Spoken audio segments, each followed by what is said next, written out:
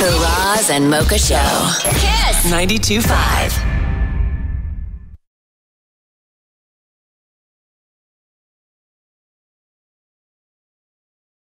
Piper, how are you?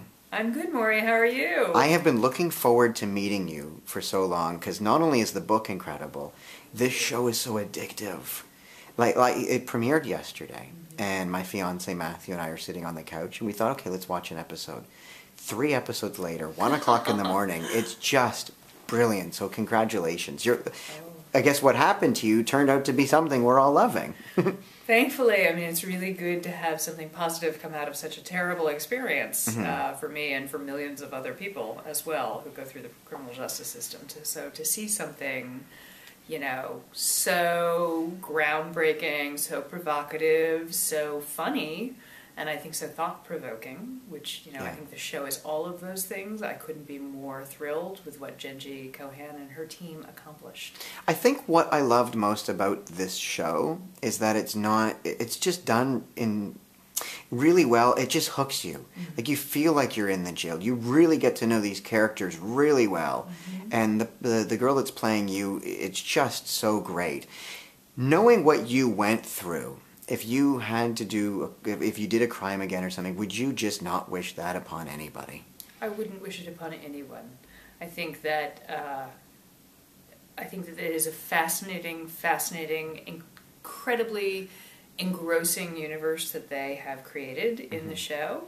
And it has a lot of powerful truths about what life in prison is like, which is so compelling because the world of prisons and prisoners is hidden from public view.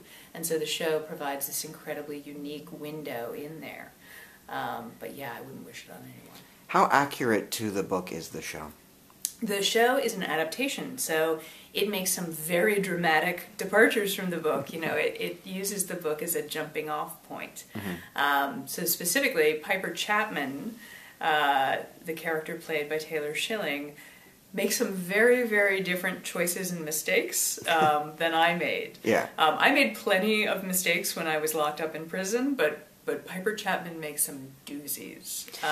So it's different in a lot of ways. Also, there are new characters. You know, the writers have come up with all kinds of fascinating storylines and characters which were not part of the book. And that's great. It makes it all the more fascinating and suspenseful for me. What was your, what I loved is that you're watching this, women's prison happening on TV, but what was it really like being in there? Being in prison is dreadful, and the worst thing about being in prison is being far from your friends and your family, being separated from them, from the people who love you. By far the worst thing.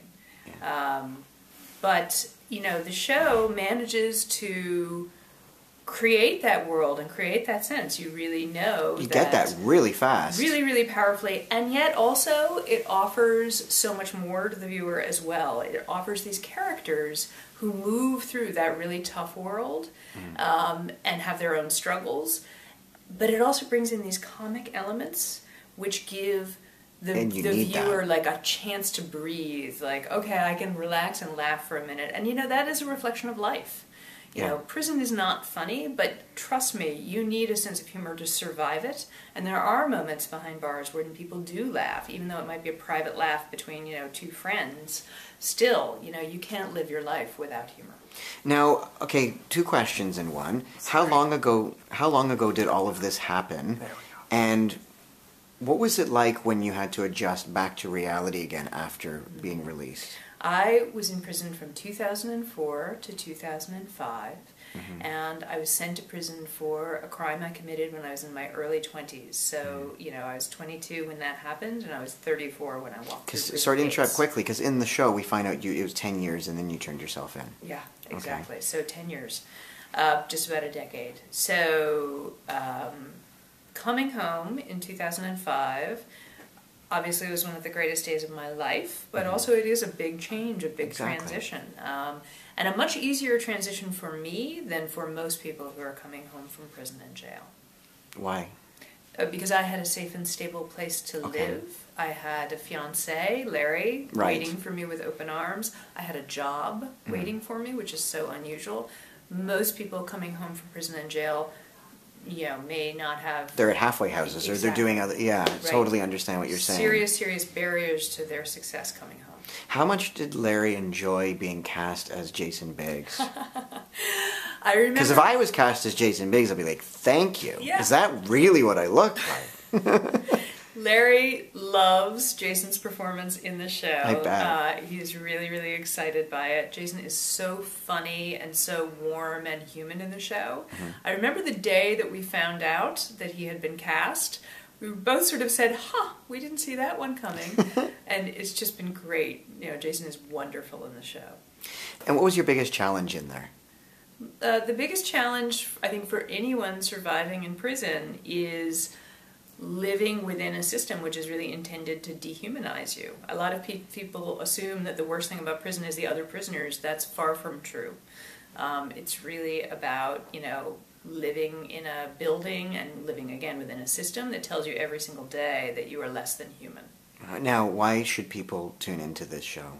People should tune into the show because it is endlessly entertaining, and it puts forward this incredible community of women, which is very different from anything that we have seen on television ever before, I think. Yes. Women of every race, color, creed, religion, sexual orientation are all there. And the brilliant thing about the show is that it is able to explore many of those characters' lives, both within prison walls and also on the outside in flashbacks, in incredible detail. And the other thing that I think is completely revolutionary about the show is this marriage of really serious themes and drama with comedy. And I think that it is just brilliant how Jenji Kohan and the writers have pulled that off. It really rides the razor's edge.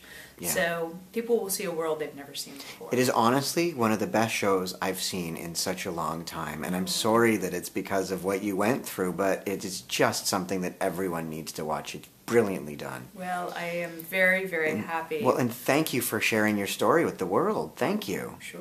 Thank you. I'm so glad that people are interested in this story and all of the stories that they're depicting on the show. I want to ask you one last question. Were there challenges when you got out of jail for the rest of your life? Has there been challenges? Do people always harp back to the fact that you were in jail and have hesitations? There are many barriers to people returning home from prison and jail, safely and successfully.